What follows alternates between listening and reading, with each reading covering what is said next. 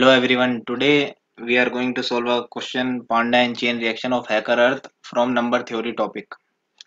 So in this problem we are given that panda is a scientist and he has a laboratory where there are infinite number of chambers. Now he has the arrangement of the chamber is such that after 0 there is chamber number 1, then 2, then 3 and so on. So here in chamber number 0, no no ही पांडा ने क्या करा है कि सारे जितने भी जो चैम्बर है ना उन सब में नंबर ऑफ पार्टिकल्स रखे हैं। अब वो नंबर ऑफ पार्टिकल ऐसे हैं कि जीरो में अगर जैसे जीरो जो नंबर ऑफ चैम्बर है उसमें अगर एक्स पार्टिकल है तो जो चैम्बर नंबर 1 है उसमें उसका 1 इंटू एक्स है। ऐसे करके जो चैम्बर नंबर के है उसमें के times of number of particle present in chamber number के-1 है। तो ये इसकी कंडीशन है। अब इसने लास्ट में इसने हमसे ये पूछा है कि नंबर ऑफ मतलब जो nth जो चैम्बर है उसमें कितने पार्टिकल्स होंगे। तो इसमें हमारा इनपुट होगा पहला हमारा एक इंटीजर आएगा जो नंबर ऑफ टेस्ट केसेस को डिनोट करता है। उसके बाद हमारा आएगा कि nth जो वो है nth नंबर ऑफ चैम्बर जो है और x हमारा यहाँ पे डिनोट करता है कि चैम्बर 0 में कितने पार्टिकल्स हैं।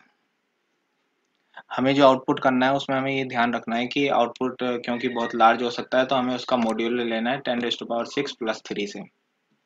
कंस्ट्रेंट इसमें ऐसे हैं कि जो नंबर ऑफ टेस्ट केसेस है वो 1 to 10⁵ है। उसके बाद जो n और x की वैल्यू है वो सब टास्क 1 के लिए 1 से लेकर 10⁵ होगी और सब टास्क 2 के लिए 1 to 10⁻18 होगी। तो ये बहुत लार्ज हो सकती है इसलिए हमें मॉड्यूलो भी लेना है।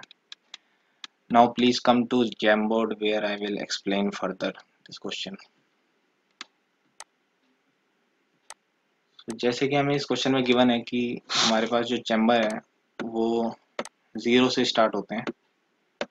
पहला चैम्बर 0 होगा, उसके बाद हमारा चैम्बर होगा 1,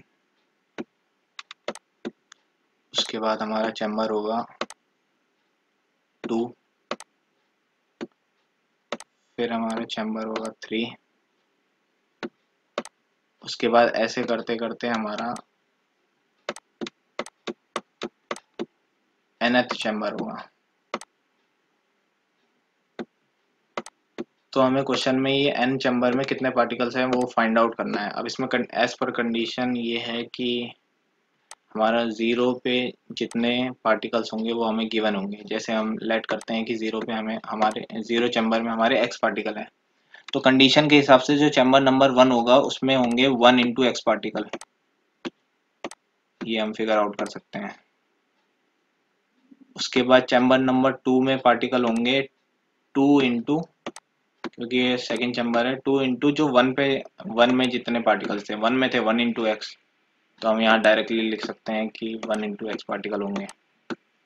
उसके बाद चैम्बर नंबर 3 में पार्टिकल होंगे 3, जो इसका नंबर है, multiplied by number of particles in chamber number 2। Chamber number 2 में होंगे 2 इंटू 1 इंटू एक्स, जैसा हम देख सकते हैं। तो उसके बाद हमारा आ गया nth चैम्बर। अब nth चैम्बर जो होगा इसमें भी हम ऐसे लिख सकते हैं कि n इंटू, अब जैसा कि हम देख सकते हैं कि यहाँ तक अगर हम देखें तो 0 में x था, 1 में 1 इंटू एक्स था, 2 में 2 इंटू 1 इंटू एक्स था, 3 में 3 इंटू 2 इंटू 1 इंटू एक्स था। तो n में हम डायरेक्टली मतलब ये हम ऐसा विजुअलाइज कर सकते हैं कि इसमें जो फैक्टोरियल है, मतलब जैसे थर्ड चैम्बर में 3 फैक्टोरियल अगर हम लिखें तो 3 फैक्टोरियल मल्टीप्लाइड बाय x था आंसर। ऐसे ही सेकंड वाले में 2 फैक्टोरियल इंटू एक्स था।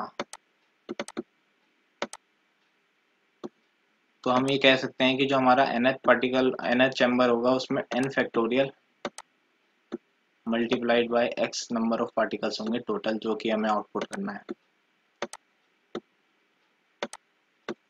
तो ये हमारी अप्रोच हो गई कि हमें पहले नंबर ऑफ पार्टिकल्स हम n फैक्टोरियल निकाल सकते हैं, उसके बाद हम डायरेक्टली x से मल्टीप्लाई कर देंगे तो हमारा नंबर ऑफ पार्टिकल्स आ जाएंगे इन चैम्बर नंबर n। अब हम कोड में आते हैं। सो जैसे कि हम देख सकते हैं कि कोड में हमने इंट मेन, यहाँ पे हमने LLI लॉन्ग लॉन्ग इंट ले रखा है क्योंकि नंबर्स वेरी कर सकते हैं, मतलब बहुत बड़े भी आ सकते हैं। हमने यहाँ पहले एक एरे ले लिया।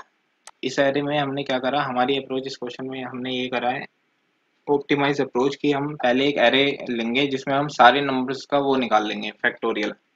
उसके बाद हम क्या करेंगे, जैसे ही हम नंबर इनपुट करेंगे तो उसके बाद डायरेक्टली उससे मल्टीप्लाई कर देंगे। जैसे हमने यहाँ पे एल एल आई एक एरे ले लिया जिसका हमने साइज लिया है मोड, मोड हमारा है 10⁻6+3, जो कि हमें दे रखा था कि हमें उसके साथ मॉड्यूलर लेना है। उसके बाद हमने क्या करा, एरे ऑफ जीरो, हमें पता है कि जो फर्स्ट नंबर ऑफ चैम्बर है उसमें हमने ये लेट कर लिया, क्योंकि 0 फैक्टोरियल 1 होता है, तो इसका तो मतलब हमने वैल्यू 1 ले ली। अब इसके बाद हमने फॉर लूप चलाया 1 से लेकर मोड तक, ताकि सारे नंबर के फैक्टोरियल आ जाए जितने चैम्बर हैं।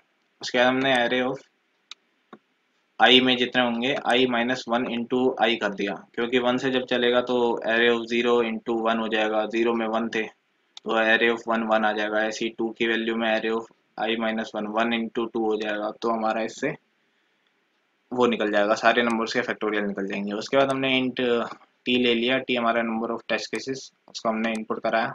उसके बाद हमने वाइल लूप चलाया ताकि हमारे सारे टेस्ट केसेस के लिए चल जाए। उसके बाद हमने लॉन्ग लॉन्ग इंट फिर से एन और एक्स, ये जो एन है ये है नंबर nth जो हमारा वो है चैम्बर जिसमें हमें फाइंड आउट करना है, और एक्स हमारा डिनोट करता है कि जीरो जीरो चैम्बर में कितने नंबर ऑफ पार्टिकल हमें गिवन है।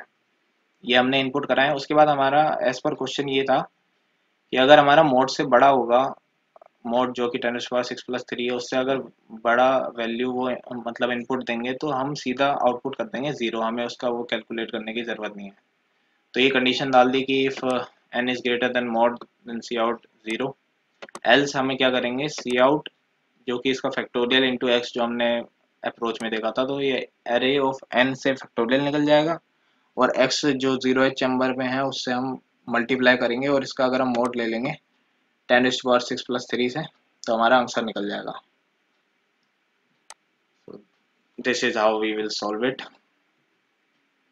Thank you.